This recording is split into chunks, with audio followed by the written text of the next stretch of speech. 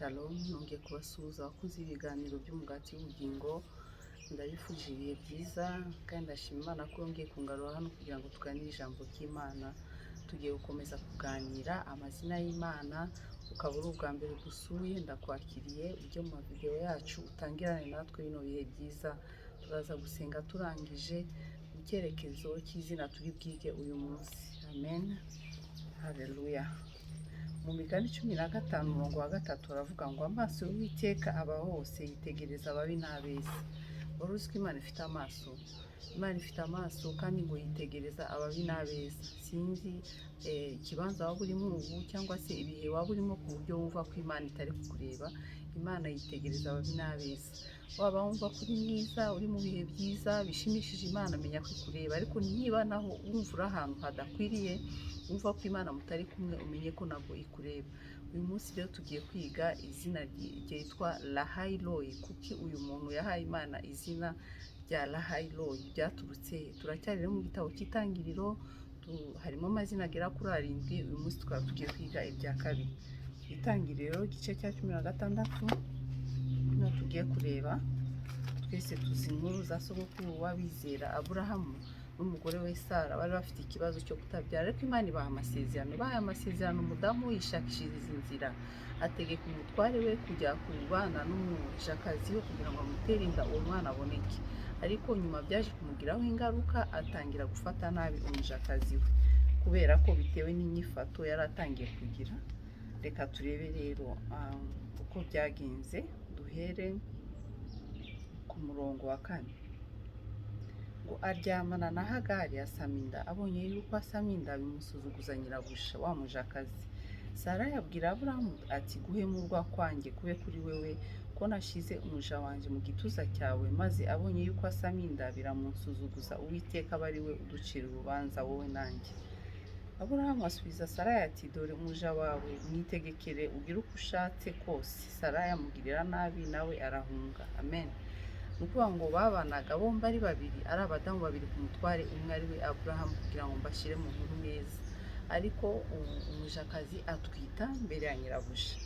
Amaze gutwita, umujakazi atangira kwifata uburyo butari byiza. Ndakiga ko mu mutwe we yaratangiye gutekereza ati noneho ngiye kugira ijambo muri uru rugo. Tekereza kuva kuri position ko umujakazi noneho ugatwita inda yuko buja atashoboye gutwita. Sarayi rero biramubabaza, atangira kwicuza impamvu yabikoze, atangira kubabara kandi ari we yateye icyo kibazo. Umugabo aramubwira ati mwitegekere n'umujakazi wawe. Birumvikana rero ko icyo yahise akora, yaramwirukanye. Amen. Ku murongo wa 7, marayika w'Uwiteka amubonekera mu butayu, abonekera Hagari ari hafi y'isoko yo mu nzira ijya ishuri. Aramubwira ati Hagari muja wa Sarayi, uravaho ukajya he? Aramusubiza ati mpunze mabuja Sarayi. Umurongo w'9, marayika w'Uwiteka aramubwira ati subirayo kwa nyoko buja, wemere ibyo akugirira. Marayika w'Uwiteka arongera aramubwira ati nzagwiza cyane urubyaro rwawe rwe kubarika. Marayika w'Uwiteka arongera aramubwira ati dore uratwite, uzabyara umuhungu, uzamwite Ishimayeli, kuko Uwiteka yumvise kubabazwa kwawe. Hagati y'abantu azamera nk'imparage, azagira undi muntu wese umubisha we, n'abandi bose bazamugira umubisha wabo, azatura imbere ya bene se bose. Umurongo wa 13, ahimba Uwiteka wavuganye nawe ati uri Imana ireba. Ati mbese indeba yambunye na hano? Nicyo cyatumye rya riba ryitwa iriba rya Lahai-Roi. Mu by'ukuri ni iriba ryahimbwe iryo zina, ariko by'ukuri arimo avuga Imana. Ati riri hagati y'Ikadeshi n'i Bereti. Ni ukuvuga ngo Hagari amaze kugenda, birumvikana ko yari afite umubabaro n'agahinda kenshi, cyane cyane ko atari we yari yabiteye kugira ngo iyo nda ayitwite. Arangije ajya mu bihe bikomeye cyane, ibihe bimutera agahinda, ibihe byo kujya mu butayu, ibihe byo kujya kure y'aba bantu. Yaratangiye kwiringira ko bagiye kumugirira neza, bamubesheho, agira umwana noneho ufite se w'umukire cyangwa se yemewe, kandi noneho uvugana n'Imana. Ibyo byose ni ibintu Hagari yari yarishyize mu mutwe, ariko nyuma yisanga ari kure, ari mu butayu, yirukanwe. Sinzi rero ikibanza waba urimo uyu munsi. Nagira ngo ubwire nk'uko twabisomye mu migani 15 umurongo wa 3, yuko amaso y'Uwiteka areba hose, areba ababi n'abeza. Arangije atangazwa n'uko Imana imubwiye ibihe bye bitatu. Ibihe bye bitatu ni ibi: Imana yamweretse ko izi ibyashize, izi n'ibihari, izi n'ibizaza, mu kumubwira amasezerano y'umwana we. Wari uzi ko Imana ikuzi? Imana irakuzi. Sinzi ubutayu ugezemo uyu munsi. Hari igihe tugenda muri iyi si tugasa n'abageze mu butayu, abo twari twiringiye tukababura, twaba tubifitemo uruhare cyangwa se tutabifitemo uruhare, ugasanga uri ahantu wibaza uti ese Imana irandeba? Ese Imana ishobora kunsanga no mu bihe nk'ibi ikamvugisha? Yaratangaye nk'uko nawe ushobora gutangara uyu munsi. Nagira ngo nkwibutse, ukaba wari usanzwe uzi izina la Hayilo, umenye ko Imana yawe ireba hose, wongere kandi ubyibuke. Ukaba utari ubizi, nawe umenya ko Imana ari la Hayilo, ngo ese Imana ishobora kunsanga mu bihe nk'ibi ikamvugisha? Jyewe umunyamafuti, jyewe nari niringiye abana b'abantu bagahinduka, havamo wiringira umwana w'umuntu. Ariko nagira nkubwire, etape yose y'ubuzima wabugezemo, ongera wibuke ko Imana ikureba. Ni la Hayilo, ngo ese Imana ishobora kumusanga mu bihe nk'ibi? Ntabwo ndidinye ko Imana ivugisha.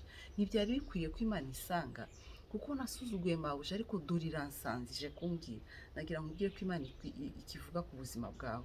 Ese Imana niba utayibona mu nzozi ngo abahanuzi baze, ariko Imana iravuga mu ijambo ryayo. N'uyu munsi yongeye kukubwira we gucika intege, subira inyuma uzaho Imana igushaka. Yaramutegetse iramubwira ngo imaze kumubwira ubuzima bwe bwose, nagira nkubwire ko Imana ikuzi. Imana iragutegeka gusubira mu mwanya ukwiriye. Ugutegeka uyu munsi ninde? Imana hari ubwiducyaha. Imana irashaka usubira mu mwanya wawe. Ugutegeka wewe ntabwo ari Sarayi, ariko ni Imana irashaka usubira muri place nziza.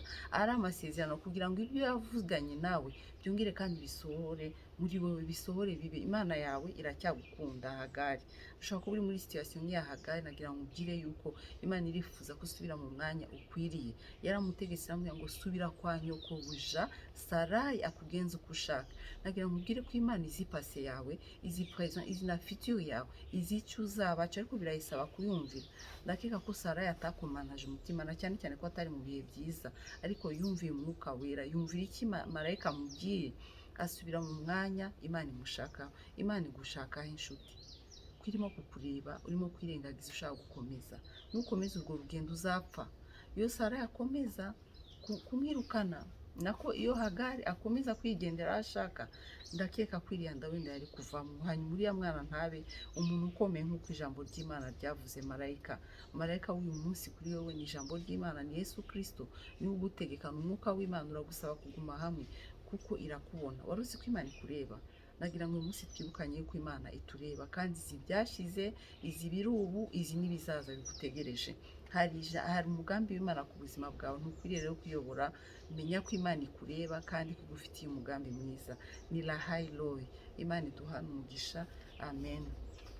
Reka dusenge, ariko nawe ukomeze kubisengeramo, utekereze ku nkuru za Hagari na Sara. Hanyuma nawe usubire mu mwanya Imana igushakaho. Ni iki Imana ishaka? kugira ngo amasezerano yawe asohore neza ku buzima bwawe. Imana iduhane umugisha. Uwiteka Imana urakoze, tongeye kwibuka ko tureba ijambo ryawe ryatubwiye mu Migani 15:3 yuko mu maso yawe areba ababi n'abeza. Ndagushimiye ko umuntu wese ari kureba buno butumwa bwiza umunsi, uzaho aherereye, uzi icyiciro cy'ubuzima agezemo, niba afite ibyo ahunze kubw'uruhare yakoze mu mwana, umugenderemo kugira ngo umugenderere asubire mu mwanya ushaka. Akaba yatakaje inzira akajya ahadakwiriye, yaba abifitemo uruhare cyangwa se atabifitemo uruhare, wongere umugaruze ubuntu bwawe, wongere uvuge ku buzima bwe. Turasaba ngo marayika wawe adusure, Mwuka Wera avugana n'imitima yacu, wongere utugarure mu murongo w'Imana. Izina ryawe ryubahwe Data wa twese uri mu ijuru, ubu iteka ryose. Amen.